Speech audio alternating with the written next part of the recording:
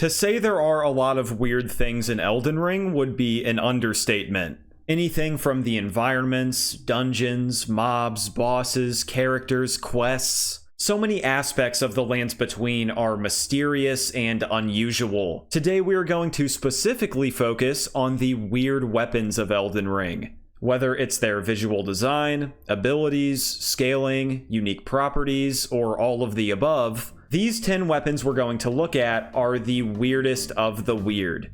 So chill out, get comfortable, and let's get into the list.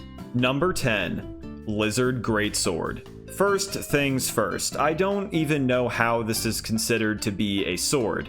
The blade, and in fact the entire weapon, is a large, long stone lizard. To get even weirder, the heavy attacks are thrusting attacks that also shoot out a forked tongue as a projectile. It basically doubles as a ranged and melee weapon, and on the surface these attacks don't really look like much, but they are incredibly strong when you mix in status effects. See, the projectile itself deals 100% of the status buildup you have on the sword, and so does the actual thrusting attack. If you connect both at the same time, you can get 200% of the status buildup that's on your weapon. This sword is genuinely solid, no complaints in terms of its effectiveness or anything, but I still cannot look past the visual design.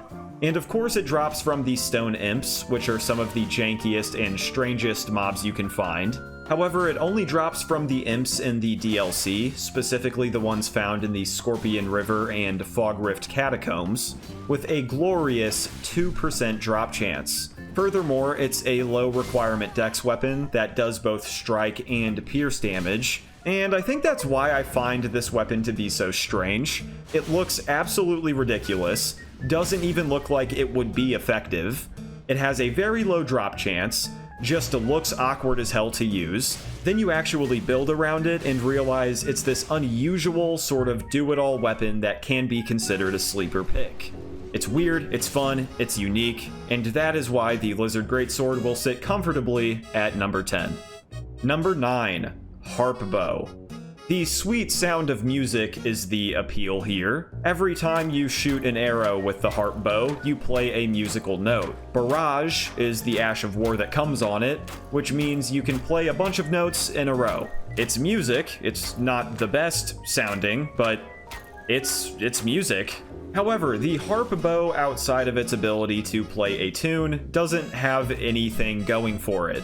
Some of you may look at its low weight and low stat requirements as some pros, but you can only access it through the champion song painting in the Shaded Castle, which is a mid to late game area. There's never really a reason to use it over other ranged weapons. Its damage output is straight up bad. There's no other unique characteristic, no interesting arrow effects, nothing. It's a borderline useless somber weapon, but again, you can play music with it, so honestly I don't even know what else to say here. This is such a strange addition to the game. The harp bow had to be created with the intention of making it a joke weapon, no doubt. Number 8, the Ant Skull Plate. From Software really blessed us with amazing great shields in Elden Ring, some of which can be used as weapons on their own, like the Visage Shield. Others have unique defensive capabilities, like the Erdtree Shield. There's a ton of variety when it comes to the Great Shields, so much so that we also got shields like the Ant Skull Plate. This thing is grotesque. It's a severed, flattened chimera ant head. Nothing about the visual design is normal in the slightest. I'd be lying if I said I didn't feel a little weird carrying this thing around in game.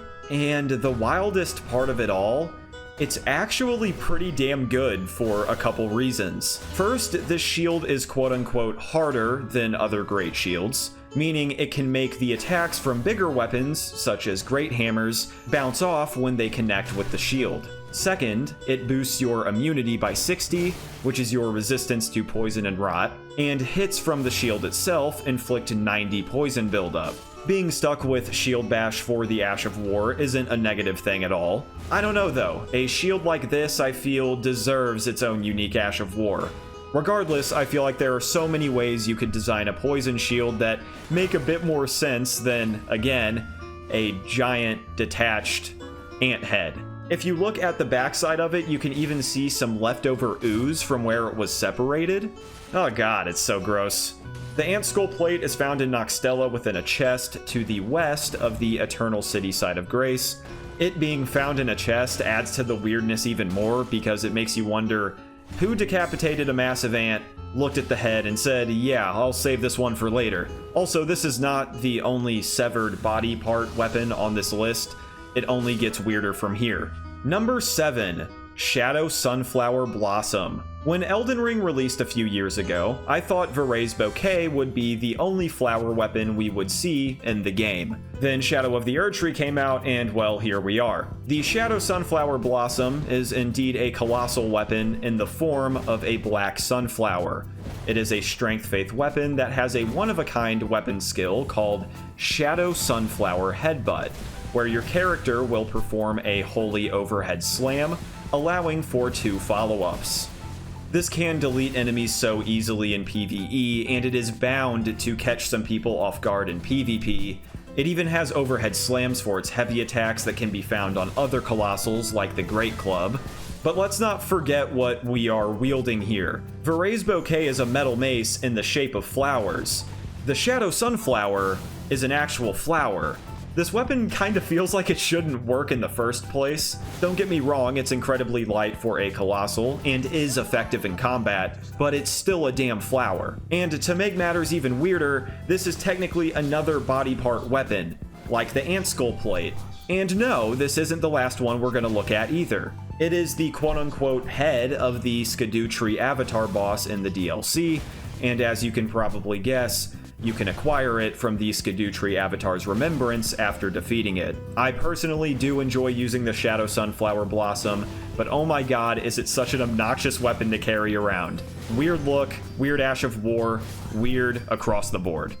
Number 6. Putrescence Cleaver. Putrescence is a term for the process of decay. That should tell you already that this is about to get freaky. For starters, this half-moon blade is considered a great axe, and this moveset feels so off because of the blade shape. Next, it scales with Strength and Arcane, and does 55 Frostbite buildup per hit, but there is no way to increase those numbers. They at least could have made the Frostbite scale off your Arcane investment or something. The unique Ash of War spinning guillotine doesn't even make sense physically. Your character does a 180 spin jump, landing blade first, and from there you have 2 options.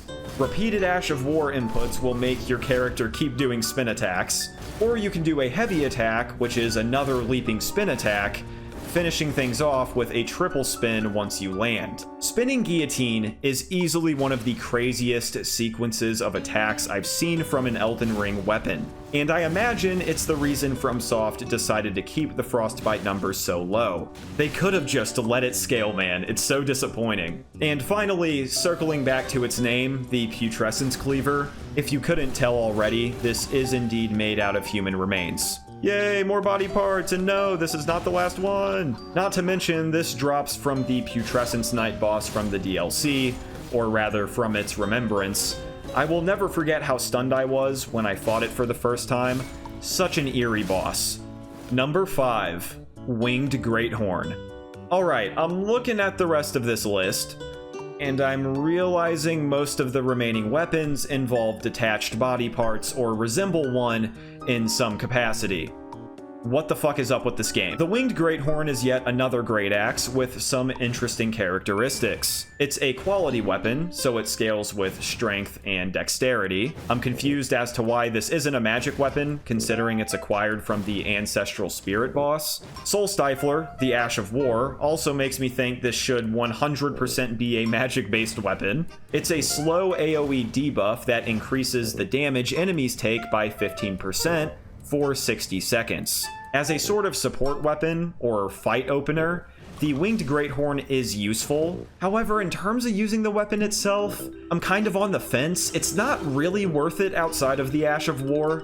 The damage you'll get out of its attacks will be good if you have the stats and the debuff applied to whatever you're attacking. However, you'll still get more out of other weapons. It's like this weapon is sitting in limbo. It could have a status effect, or hybrid scaling and damage, or some unique attacks, but it just doesn't. Don't get me wrong, the debuff is nothing to complain about, the damage can be solid, but just imagine if you could do the Ancestral Spirit's triple jump attack or something similar. And it's made from these odd wing-shaped horns, making its appearance slightly unsettling. The Winged Great Horn definitely fits into the weird weapon category in my book. Number 4, Ringed Finger. This should not be a shocker to anyone. In fact, I would not be surprised if many of you consider this to be the weirdest weapon in the game. The Ringed Finger is exactly what the name suggests. It's a purple finger with a bunch of gold rings wrapped around it. Your character holds it by the finger bone jutting out from the bottom, so that's peachy. As far as hammers go, the Ringed Finger has really good reach, solid scaling in strength and dexterity, and the damage you can get out of it is honestly great, especially when you mix in the Ash of War, Claw Flick. The Ringed Finger will basically inflate and flick anything in front of you, knocking back enemies while dealing good damage, and it gives you hyper armor. The startup animation will even stagger enemies who get too close. Tanking enemy attacks is made so easy with this Ash of War. This is another one of those unassuming sleeper pick weapons. Behind the truly repulsive design is one of the better hammers in the game. Whether you teleport into the arena, an invasion, or walk through a fog gate, the Ringed Finger really makes a statement just with its appearance. Then of course you have the big flicks. If you enjoy having a wide array of weapons to switch to, especially quality weapons at higher levels, definitely keep this in your back pocket. And it is found in a chest within Gelmir Hero's grave, all the way down and to the left in the first chariot hallway. Number 3, Golem Fist. With the release of Shadow of the Erdtree, FromSoft included a subclass of weapons called the Smith Script weapons. The special characteristic they all share is that they can be thrown using heavy attack inputs. The Golem Fist, although it doesn't have Smith Script in its name, does fall under that subclass. Now, a throwable fist weapon sounds like a dream, right? But in practice, the Golem Fist is pretty lackluster most of the time. I wouldn't say it's complete ass. An infusible fist weapon will perform. The damage from the heavy throwing attacks, however, is sort of ass. The damage fall off of the projectiles themselves is really rough. Ranged attacks only performing well at point-blank range does not make too much sense to me, especially when the max range isn't even that great.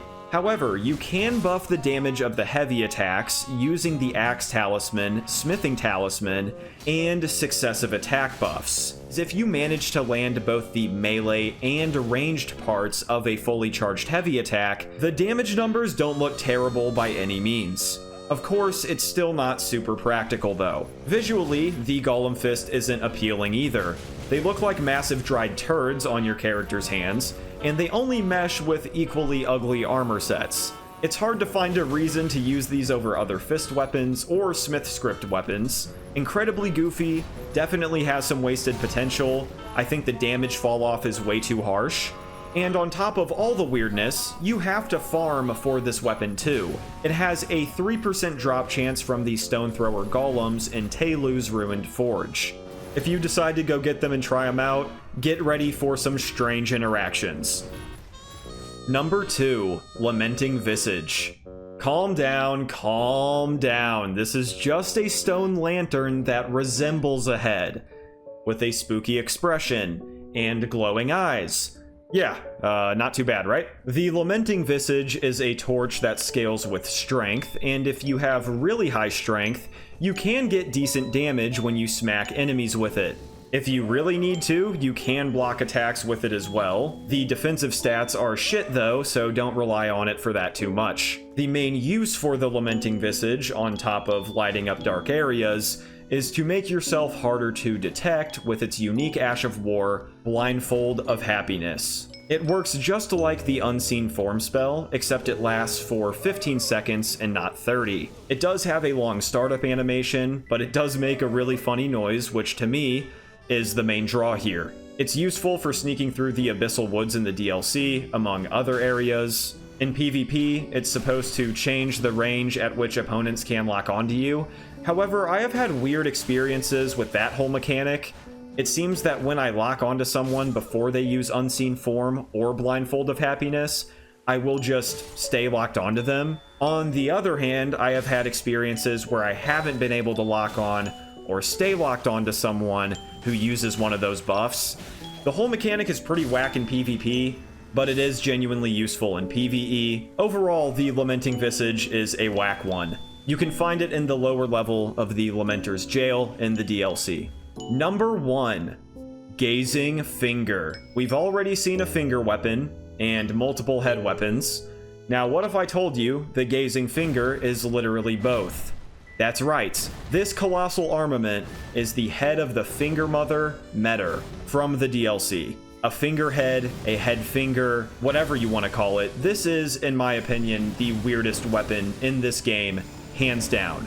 It checks every single box. The visual design is so disgusting, especially once you look into what it actually is. It looks otherworldly. The mix of pale pinks and purples, the twisting bone handle, the deep fingerprint at the top, and for this to somehow be a cranium too, it makes me so uncomfortable. Then you look at the scaling and see strength, dex, intelligence, and faith requirements. The normal attacks don't do any holy damage, only physical and magic, but Kowtower's Resentment, the special weapon skill, has 2 parts to it. The initial slam's damage is based on your attack rating, but the pink shockwaves that follow do holy damage and completely scale off of faith. The Gazing Finger is a triple hybrid, a damn tribrid, and the Ash of War is chargeable, yet it doesn't even work with the Godfrey icon for some reason. Somehow, it's the lightest colossal weapon too. It shares the same overhead slam heavy attacks with the Great Club and Shadow Sunflower. Hey, when it's all said and done, this is not a bad weapon by any means. It's actually pretty damn powerful. The amount of stats you have to put into it can be sort of discouraging, but if you have the levels to get the most out of it, it can cause some chaos. This massive head finger is cursed as hell. And that concludes the top 10 weirdest weapons in Elden Ring. Make sure to comment down below what you think the weirdest weapons are. If you enjoyed the video, hit the like, and if you want to see more content in the future, make sure to hit the subscribe and noti bell. Thank you to all of you who support the channel. And thank you for watching here today. Stay safe, stay strong, and I will catch you in the next one.